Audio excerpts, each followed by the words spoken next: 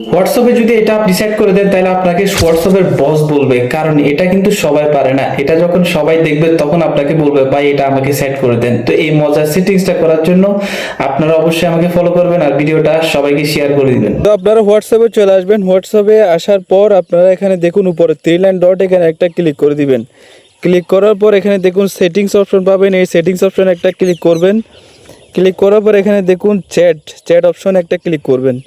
এরপরে দেখুন এখানে ডিফল্ট চ্যাট থিমস, এই অপশনে একটা ক্লিক করবেন।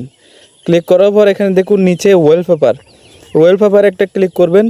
এরপরে চয়েস ফ্রম গ্যালারি, আপনার গ্যালারি থেকে একটা ছবি আপনারা সিলেক্ট করবেন যেটা আপনার ভালো লাগে, ঠিক আছে। সিলেক্ট করার পর এখানে অ্যাডজাস্টমেন্ট আছে, কালারিং করতে পারবেন, মানে A to Z সব কিছু কিন্তু করতে পারবেন। এখানে নাইট মোড দিতে পারবেন, একটু ডিপ করে দিতে পারবেন, অ্যাডজাস্ট করে নিতে পারবেন, সব কিছু কিন্তু করে নিতে পারবেন।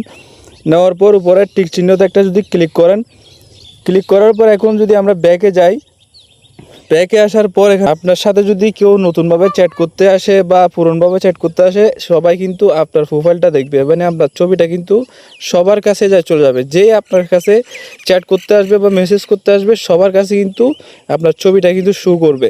তো এই ইন্টারেস্টিং ভিডিওটা অবশ্যই শেয়ার করে দিবেন সবার মাঝে।